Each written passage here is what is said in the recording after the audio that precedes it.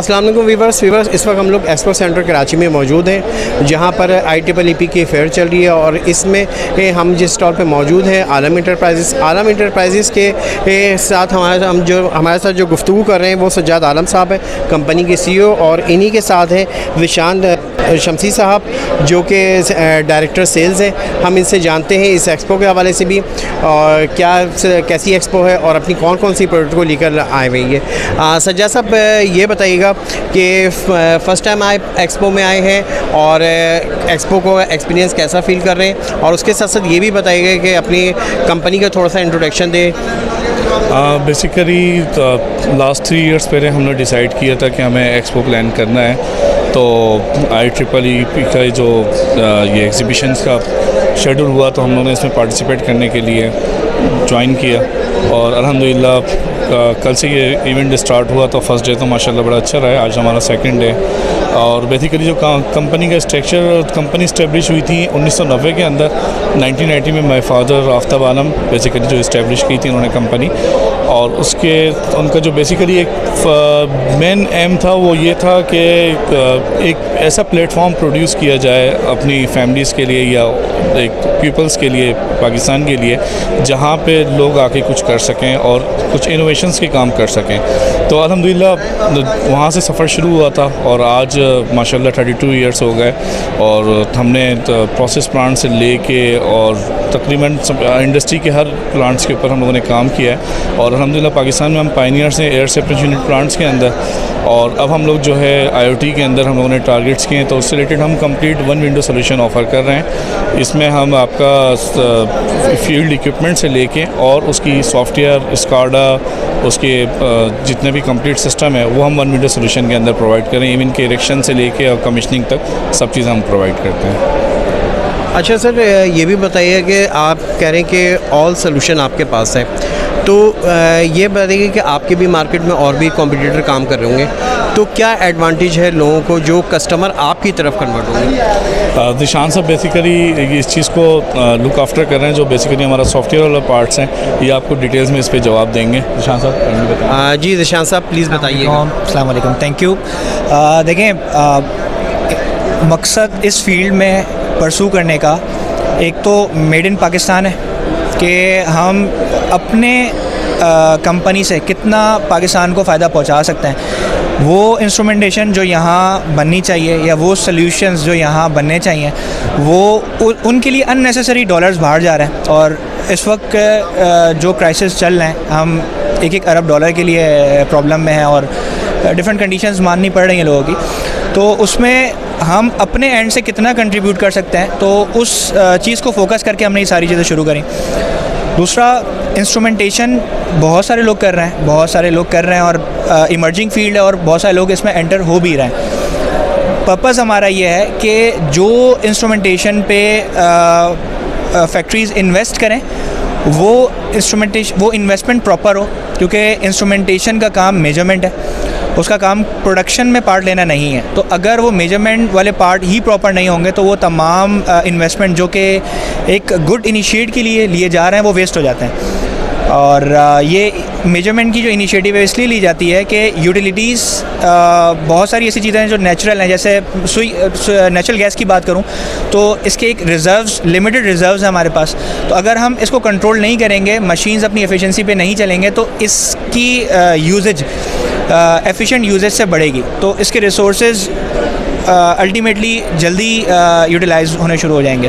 तो जितने भी मेजरमेंट है, इलेक्ट्रिसिटी, वाटर, गैस, स्टीम, जितना भी फैक्ट्रीज़ का मेजर यूटिलिटी है, उस पे मॉनिटरिंग पहला स्टेज है। और उसके बाद फिर with respect to standards identify करना है कि ये मशीन्स अपने स्टैंडर्ड्स के हिसाब से चल रही हैं, और अगर नहीं चल रही हैं तो उसके एक्शंस लेने हैं। तो ये हमारा एम है।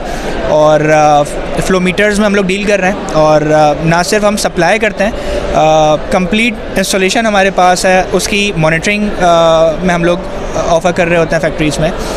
और आफ्टर सेल्स सबसे बड़ी चीज़ है जो मैं एक्सक्लूसिवली बताना चाहूँगा, वो है आफ्टर सेल्स। इंस्ट्रूमेंट्स की वेरिफिकेशन बेंच हमने पाकिस्तान में बनाई है, और हम क्लाइंट्स को इंस्ट्रूमेंट्स वेरीफाई करवा देते हैं in case of problem. if they demand that flow meter is not working properly, so हम उनको वेरीफाई करवा देते हैं। और इस वेरिफिकेशन बैंड से कई इंडस्ट्रीज़ के प्रोसेस सीधे हुए हैं, क्योंकि कुछ जगह मोस्टली इंस्ट्रूमेंट्स प्रॉपर होते हैं, लेकिन जिस जगह वो लग रहे होते हैं उस जगह पे इंस्टॉलेशन के इफेक्ट की वजह से उनकी रीडिंग्स प्रॉपर नहीं होती हैं। तो बजाय इसके कि फ़्लो मीटर को रिकैलिब्रेट किया जाए, फ़्लो मीटर वेरीफाई करके हम उन प्रॉब्लम्स तक पहुंच सकते हैं जिनकी वजह से इशू आ रहे होते हैं। तो इस तरह से हमने कुछ फैक्ट्रीज़ में किए भी हैं। फ़्लो मीटर वेरिफिकेशन बेंच पे बिल्कुल सही परफॉर्म करें, और उसके बाद हमने लाइनें इन्वेस्टिगेट किया तो लाइनों में इशूज़ थे। जब लाइनें सही करी उसके बाद वही फ़्लो मीटर बिल्कुल सही परफॉर्मेंस पे आ गए थे। तो एक ये हमारा एम है कि हम instrumentation with proper guidance with proper selection market में इंट्रोड्यूस कराएं। इंस्ट्रूमेंटेशन की रिकॉर्डिंग एज़ पर टाइम वो हम मार्केट में इंट्रोड्यूस कराएं, और फिर उसका मॉनिटरिंग। फिर नेक्स्ट लेवल पे हम इंडस्ट्री 4.0 और 5.0 को टारगेट कर रहे हैं। तो उससे related schedule maintenance, predictive maintenance, ये सारे मॉड्यूल्स हैं जो अल्हम्दुलिल्लाह मेड इन पाकिस्तान सॉफ्टवेयर में हम इंट्रोड्यूस करा रहे हैं। हमारा पर्पस बेसिकली एक्सपोर्ट है, तो हम जो जिस स्टैंडर्ड्स के हिसाब से सॉफ्टवेयर बना रहे हैं वो यूएस और जर्मनी, इन दो स्टैंडर्ड से हम सॉफ्टवेयर को डेवलप कर रहे हैं ताकि हम एक्सपोर्ट करके भी मुल्क के लिए कुछ कर सकें। अच्छा ज़िशान साहब, ये भी बताइएगा, आपके बड़ी अच्छी आपने बात की कि जो डॉलर बहुत हाई हो गया है हमारा और इंपोर्ट के हवाले से हमें काफ़ी प्रॉब्लम्स आती हैं। तो ये बताइए कि आप जो मैन्युफैक्चरिंग कर रहे हैं टोटली लोकल बेसिस पे कर रहे हैं, मतलब खुद ही कर रहे हैं, या कुछ आपको बाहर से इंपोर्ट करना पड़ता है या किसी से बनवा रहे हैं आप? तो और इसके क्या, अगर इंपोर्ट में भी आपको प्रॉब्लम आ रही है तो इसकी क्या प्रॉब्लम्स किस तरह से फेस करें जो इस वक्त के हालात के हिसाब से? देखें, 100% प्रोडक्ट यहाँ बनाना in terms of hardware possible नहीं है। पाकिस्तान में सिलिकॉन बनाने वाली आईसीज़ नहीं है, प्रोसेसर पाकिस्तान में नहीं बन सकते हैं, रैम या कोर बेसिक कंपोनेंट्स पाकिस्तान में नहीं बन रहे हैं। ऑब्वियसली इसके लिए हम डिपेंडेंट हैं बाहर के लिए, लेकिन थोड़ा सा डिफरेंस है। मैं अगर आपको एग्जांपल दूं कि एक प्रोडक्ट पीएलसी वो हम बाहर से इंपोर्ट कर रहे हैं तो उसकी कॉस्ट 10 टाइम्स ज़्यादा होती है कंपोनेंट्स के, क्योंकि उस पर इंजीनियरिंग अप्लाई हुई भी होती है। हम वो कॉस्ट सेव करना चाह रहे हैं। हम प्रोसेसर ऑब्वियसली बाहर के हैं, सारा कुछ बाहर का है, लेकिन हम उसकी असेंबलिंग और प्रोग्रामिंग यहाँ पर कर रहे हैं। इस तरीके से हम मैक्सिमम सेव करने की कोशिश कर रहे हैं। और इन फ्यूचर इंशाल्लाह जब आईसीज़ यहाँ बनेंगी तो फिर हम क्लेम कर सकते हैं कि 100% मेड इन पाकिस्तान होगा। ये तो है hardware. Software 100% Pakistan, made in Pakistan है, क्योंकि सॉफ्टवेयर इंडस्ट्री पाकिस्तान की बहुत अच्छी है और हमने उन्हीं एक्सपर्टीज़ को यूटिलाइज़ करते हुए सॉफ्टवेयर और हार्डवेयर का कॉम्बिनेशन बना के एक स्काडा की प्रोडक्ट मार्केट में लॉन्च की है और हमें बहुत अच्छा उसका रिस्पांस मिला है। ना सिर्फ लोकल कंपनीज़ बल्कि एमएनसीज़ के अंदर भी हमने वो डिप्लॉय किए हैं और यूएस से और डिफरेंट कंट्रीज़ से बहुत अच्छा फीडबैक आया है। हमारा जो डेटा है वो ना सिर्फ लोकली डिस्प्ले और रिकॉर्ड होता है या मैनिपुलेट होता है, यूएस के अंदर भी हमारा डेटा जा रहा है और वो उन ग्लोबली मॉनिटर हो रहा है वो डेटा। ये हमारी बहुत अच्छी अचीवमेंट है। ज़बरदस्त। सजाद साहब, आपसे ये जानना चाहूँगा कि आलम इंटरप्राइजेस माशाल्लाह से आपने बताया कि काफ़ी सालों से काम कर रहे हैं और आज माशाल्लाह से आप लोग काफ़ी स्टेबल हैं। आगे क्या प्लान है आप लोगों का कि कंपनी की ग्रोथ के हवाले से इसको किस तरह से आगे लेके चल रहे हैं, या अगले 5 सालों में आप आलम इंटरप्राइजेस को कहाँ देखते हैं? इसमें देखें जो सबसे आगे का जो हमारा फ्यूचर्स है, एक तो ये कि हमारी इन हाउस मैन्युफैक्चरिंग। अभी हम जो भी चीज़ें इंपोर्ट्स करवा रहे हैं, लेट से फ्लो मीटर्स वगैरह चीज़ें, तो आगे जाके हमें डेफिनेटली ये सारी चीज़ें इन हाउस प्रोड्यूस करनी है। हम लोग हमारा एक अपना एक डोमेन है जैसे gas analyser sample conditioning system. तो पाकिस्तान के अंदर अभी हम वाहिद कंपनी है जो gas analyser sample conditioning system यहीं डिज़ाइन करते हैं और यहीं डिज़ाइन करके उसको जो एज़ पर कस्टमर नीड है उसके हिसाब से डिज़ाइन करके उसकी इंस्टॉलेशन, उसकी कमीशनिंग, उसकी मेंटेनेंस कर रहे होते हैं। तो डेफिनेटली अब जो फ्यूचर प्लान्स के अंदर ये है कि एक तो हमारा इंशाल्लाह सॉफ्टवेयर हाउस का प्लान है, जो सॉफ्टवेयर हाउस के हिसाब से हम आगे वर्किंग कर रहे हैं, क्योंकि डेफिनेटली अब एक्सपोर्ट प्रोसेसिंग के ऊपर जाएंगे तो वहाँ के ऑर्डर्स की हैंडलिंग और ये सारी चीज़ें मैनेज करनी है। तो हमारा इंशाल्लाह टारगेट है 2023 से लेकर 2025 तक कि हम अपना IT सॉफ्टवेयर जो है वो बिल्डअप कर लें और डेफिनेटली एक इस्टेब्लिश, ज़ाहिर सी बात है, आप 5 ईयर्स का अगर प्लान की डिस्कस करें तो हमारा ये भी प्रोग्राम है कि हमारा अभी हम पाकिस्तान के अंदर डिफरेंट सिटीज़ में में काम कर रहे हैं, तो हमारा नेक्स्ट टारगेट ये है कि हम UAE, आपका USA, डिफरेंट कंट्रीज़ के अंदर अपने ऑफिस इस्टेब्लिश करके वहाँ से भी सारी ये चीज़ प्रोड्यूस करें ताकि एक रेवेन्यू वहाँ से भी जनरेट हो सके। तो ये बेसिकली हमारा मेन टारगेट्स है कि अपनी जो प्रोडक्ट्स हैं वो एक्सपोर्ट प्रोसेस के अंदर लेके जाएँ और इंशाल्लाह विदिन 5 ईयर्स के अंदर ये हम कंप्लीट करेंगे। एक बात मैं ऐड करना चाहूँगा। जी। गैस एनालाइज़र का जो उन्होंने जिक्र किया है, तो अल्हम्दुलिल्लाह पाकिस्तान में हमारी वाहिद कंपनी है जो sampling system in house develop कर रहे हैं। पहले यही सिस्टम बाहर से आते थे कंप्लीट, और इसकी कमीशनिंग के लिए इंजीनियर्स भी बाहर से आते थे। वो एक बर्डन है पाकिस्तान के ऊपर इन टर्म्स ऑफ डॉलर ही।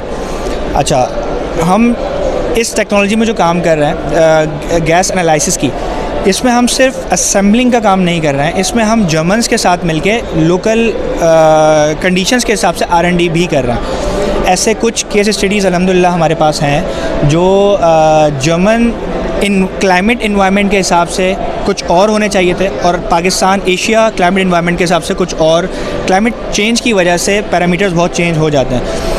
तो अगर वो जर्मन सिस्टम यहाँ आके लगता, जो पहले हो रहा था कि सिस्टम आ जाता है इनकम्प्लीट इन्फॉर्मेशन की वजह से, सिस्टम जो कॉस्ट करता है more than 10 million rupees, more than 10, starting from 10 million rupees, so वो सिस्टम वेस्ट हो जाता है। तो हम जब यहाँ R&D करके क्लाइमेट चेंजिंग के हिसाब से उसको हिसाब से डेवलप कर रहे हैं, तो उसके सक्सेस रेट मोर देन 80% रहता है। तो ये हमारी एक अचीवमेंट है कि हम जर्मन्स के साथ मिलकर एक R&D भी कर रहे हैं, और हमने अल्हम्दुलिल्लाह पाकिस्तान में ऐसी केस स्टडीज़ बना ली हैं जो ग्लोबली उन केसेस को हैंडल करना उनके लिए मुश्किल हो रहा था। तो हमने बेसिक केमिस्ट्री और फिज़िक्स के रूल्स अप्लाई करके उस पर हमने केस स्टडीज़ बनाई। बहुत बहुत शुक्रिया ज़िशान साहब एंड सज्जाद साहब। व्यूअर्स, आपने देखा कि बड़ी इंपॉर्टेंट बात ज़िशान साहब ने की कि क्लाइमेट चेंजेस की वजह से जो है वो प्रोडक्ट जो है वो इतनी ज़्यादा बेनिफिशियल नहीं होती यहाँ के क्लाइमेट के हिसाब से, तो उसके भी इन्होंने मद्देनज़र रखते हुए इस पर वर्क किया है और बड़ी डिटेल में डिस्कशन की सज्जाद साहब ने, ज़िशान साहब ने, आलम इंटरप्राइजेज़ के हवाले से, इनकी प्रोडक्ट्स के हवाले से। इस तरह की वीडियोज़ को देखने के लिए इंजीनियरिंग पोस्ट को सब्सक्राइब करें। Thank you.